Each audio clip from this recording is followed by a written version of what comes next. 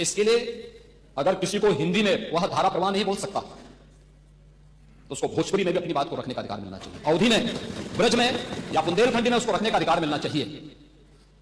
ये कौन सी बात हो गई कि भोजपुरी में ना बोले, अवधी में ना बोले, इसका विरोध है, बुंदेलखंडी में ना बोले और उर्दू क्या वकालत कर रहे हैं? ये बड़ी विचित्र बात है। आप मुझे बताइए, मैं इसीलिए कहता हूं कि आप समाजवादियों का चरित्र ही इतना दोहरा हो चुका है, इतना दोहरा हो चुका है कि अपने बच्चों को भेजेंगे इंग्लिश पब्लिक स्कूल में और दूसरों के बच्चों को बोलेंगे कि एक गांव के उस विद्यालय में पढ़े जहां संसाधन भी नहीं है। ये दोहरा आचरण और जाती रही भावना जैसी प्रभु मोरारी देखी थी न तैसी। नमस्कार दोस्तों, उत्तर प्रदेश में बजट सत्र के दौरान मुख्यमंत्री योगी आदित्यनाथ जी ने आज समाजवादी पार्टी का दोहरा चरित्र उजागर कर दिया। वीडियो में आगे बढ़ने से पहले चैनल पर फर्स्ट टाइम है तो सब्सक्राइब कर देना और वीडियो को लाइक करना मत भूलना। समाजवादियों की ओर से सदन में भोजपुरी और अवधी भाषा बोलने पर विरोध किया, तब योगी जी ने मोर्चा संभालते हुए कहा कि हिंदू अपनी भाषा में नहीं बोलेंगे तो क्या उर्दू में बात करेंगे। आगे योगी जी ने कई सारे मुद्दों पर समाजवादी पार्टियों को लपेटा, जो देखने में मजा आएगा। वीडियो को अंत तक जरूर से देखना। तो चलिए ज्यादा देरी ना करते हुए वीडियो शुरू करते हैं। आएगा मजा खेल का, बहुत मजा आएगा। ने कल भी भोजपुरी का विरोध किया, अवधी का विरोध किया, बुंदेलखंडी का विरोध किया और आप लोग अपने दैनिक जागरण में, दैनिक जीवन में इस प्रकार के आचरण क्या भी हो चुके हैं।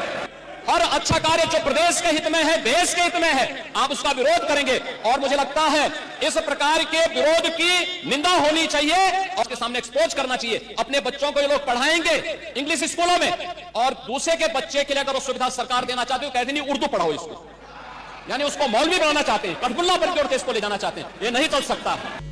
लेकिन शब्दों की मर्यादा का ध्यान जरूर रखें जब आप सोशल मीडिया में या मीडिया में कोई वक्तव्य देते हैं।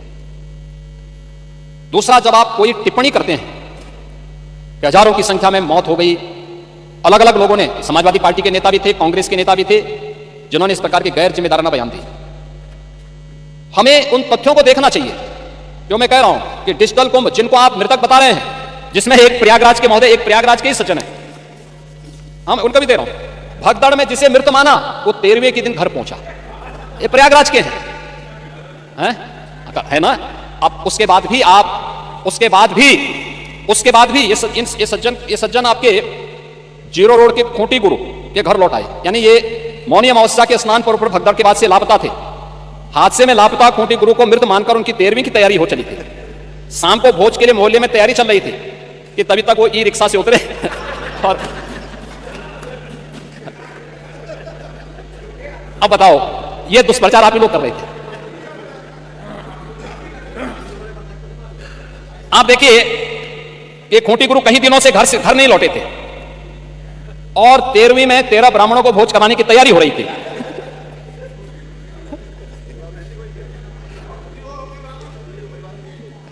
खूंटी गुरु ई रिक्शा से उतरे और उनको देखने के लिए पूरा आयोजन ही निरस्त करना पड़ा फिर।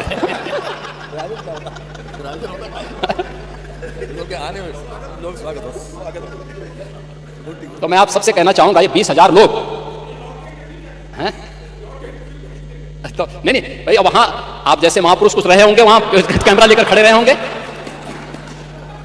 देखने के लिए कि अब इसके बाद लोगों के कमेंट लेंगे, लोगों से बुलवाएंगे कि देखिए साहब सरकार कोई व्यवस्था नहीं कर पाई हो गया। और तब तक वे स्वयं ही प्रत्यक्ष रूप से मूर्त रूप में प्रकट हो गए। उन्होंने कहा भाई इन नमूनों पे विश्वास मत करो, ये झूठ के सौदागर हैं। मैं तो अभी जीवित हूं, मैं तो ऐसे भंडारे का आनंद ले रहा था पूरे प्रयागराज।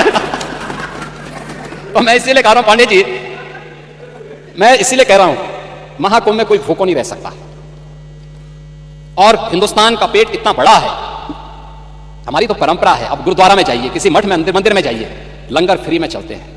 कोई भी आएगा उसकी जाति नहीं पूछी जाती, पंथ नहीं पूछा जाता, क्षेत्र नहीं पूछा जाता, भाषा नहीं पूछा जाता, वो केवल इशारों से कर देगा। लोग सम्मानजनक से अतिथि मानकर सम्मान करते हैं। ये भारत है, मान पूर्णा की हम पूजा करते हैं। आप क्यों भारत को बदनाम कर रहे हैं? मुझे अफसोस होता है आप भाजपा से लड़ते भारत से लड़ने लगते। मैं एक वक्तव्य आपका दिखा रहा हूं, आपके समाजवादी पार्टी के अध्यक्ष का वक्तव्य है और वो वक्तव्य है बहुत दुर्भाग्यपूर्ण वक्तव्य है। ये वक्तव्य है श्री अखिलेश यादव का महोदय। उन्होंने कहा है कि हमारा देश कभी विकसित भारत नहीं बन सकता। ये देखो ना, ये क्या है? यानी एक राजनीतिक दल अपने देश के प्रति इतनी दुर्भावना रखता है और इसलिए देश अब इस बात को कहने लग गया है कि अगर श्री राहुल गांधी की उपस्थिति भाजपा की जीत की गारंटी है तो उत्तर प्रदेश में से अखिलेश यादव की उपस्थिति भाजपा की जीत की निश्चित गारंटी है।